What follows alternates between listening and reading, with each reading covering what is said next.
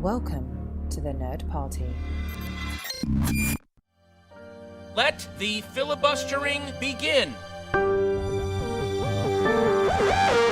Welcome to Nerd Party.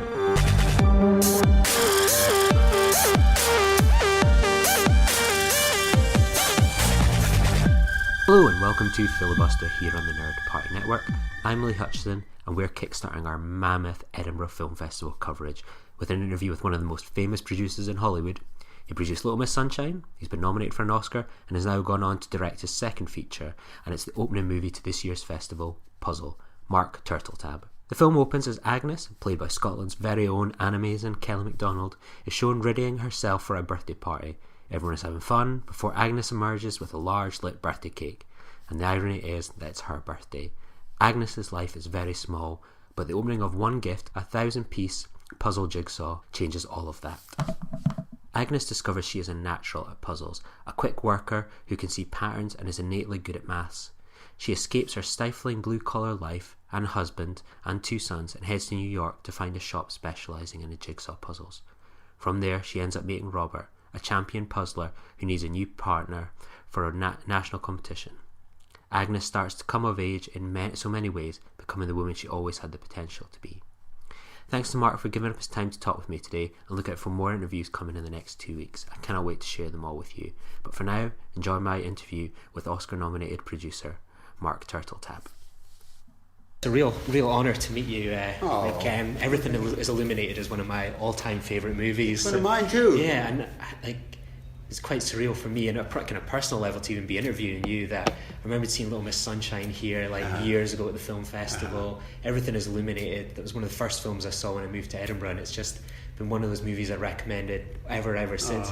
Same with Even Away We Go. So many of your films become films that I'm recommending and preaching to people, so it's a real honour to be Lee, to well, thank you. I feel honoured to be here at the festival, so thank you. Yeah, because Puzzle gets its gala premiere tonight. How does it feel to be sitting there thinking, right, tonight's the night, it's in a grand old theatre, thousands of people there, all eyes are going to be on you. How do you kind of feel going into that? I'm thrilled. I'm just thrilled to be here. I was here, as you know, for Little Miss Sunshine about 10 years ago, and now I'm here as a director. That was as a producer, now here as a director. It's a wonderful honour to be here. I love this festival. How does it kind of work with being like a producer there? That's your kind of background is right. producing, and this is obviously your second directorial feature.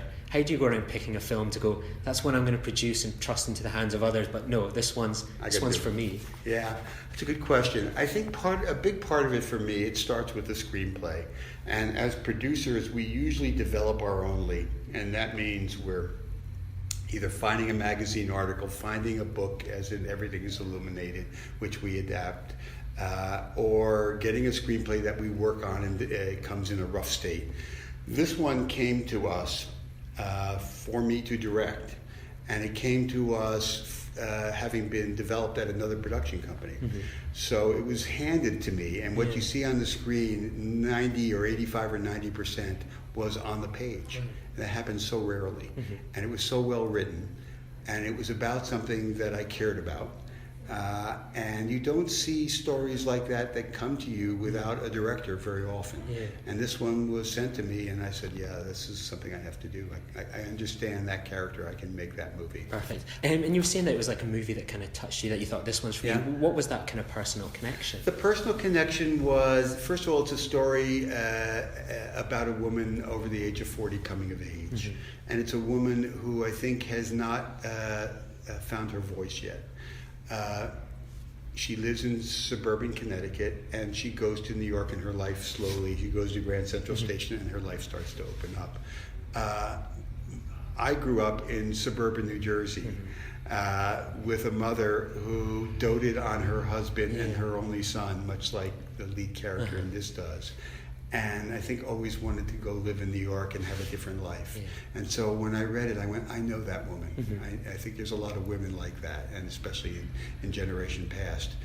And so I was able to relate to that character. Yeah. So there was that, and then just the writing was incredible, and you don't see stories, we're beginning now to see stories for women over the age of 40 as the center of the story. Fran McDormand last year, but there haven't been that many, and now this was one of those rare ones. Because I think I was watching your interview where you were talking at Sundance. Kelly MacDonald was like, "I'm usually the side part, the supporting actor." Right. What was it about her that you thought, she's my main actress for this movie? Obviously there's a personal connection there as well. What made it her stand out as the person that could fill these kind of big boots for you?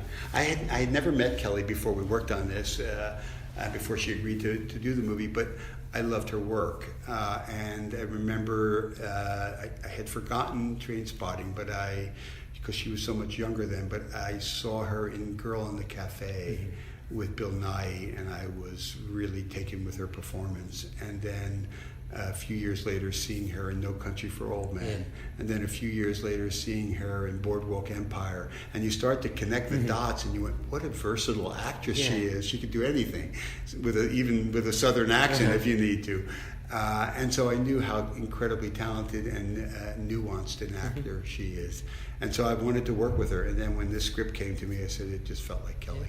One of the things that, maybe I'm like totally off base here, but like in my kind of day-to-day job, like I work in mental health, and in particular I work with people on the autistic spectrum, and I watch that movie. You do? Yeah, that's my kind of day job. So like I'm an employment advisor, and it's all about helping people build up their confidence. I've been involved in founding a center for autistic young adults. Really? Yeah, so maybe, helping them to get to thrive in the independent life of independence. That's incredible, because when I was watching that, maybe I was totally wrong, but I was watching that movie going, this is a story about someone that's possibly on that autistic spectrum. Yeah. Just that how they interact perhaps with individuals, their family, not having that perhaps vocal part to themselves, and just when they were talking about like puzzles bring that order to chaos, and I thought, these are the things that I hear in my day-to-day job, and even though it wasn't mentioned on screen, that was something I took away from it, and I thought, that's brilliant representation, whether by accident or by design. So I'm curious, what was that? Was that? The screenplay came to me, so it was already embedded in it.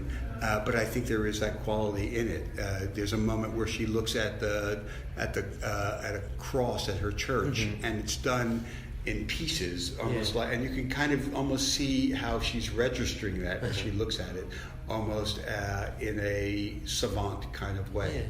And I think she is a savant. I think it is something that, and even in the way she communicates, she's a bit awkward at first.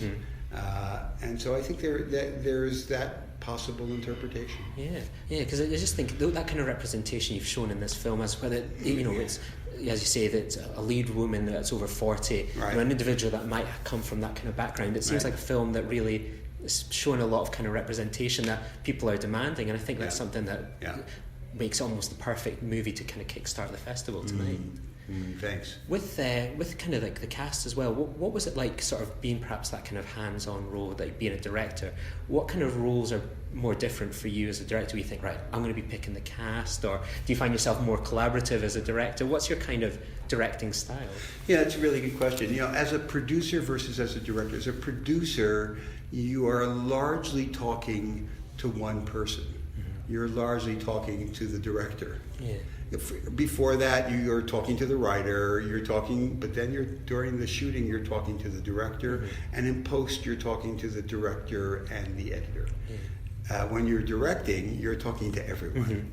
And so I think the biggest, and I love it, I love directing, the biggest challenge for me personally is to know how to stay open, to listen for good ideas, but at the same token, not to lose your sense of where your North Star is, so that you have a strong vision that doesn't get swayed.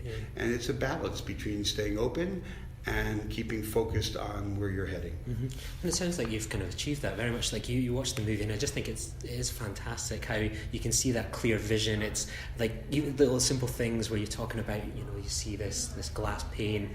That's something I missed on my first viewing, and I'm excited to see that again tonight. It sounds like you've brought quite a lot of vision to this movie.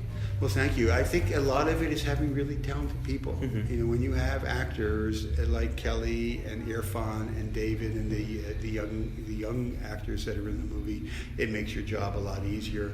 When you have a really good cinematographer that you resonate with, that helps. production designer that was really talented. I think it's a collaborative. You've heard the story of it being a collaborative art, but it truly is.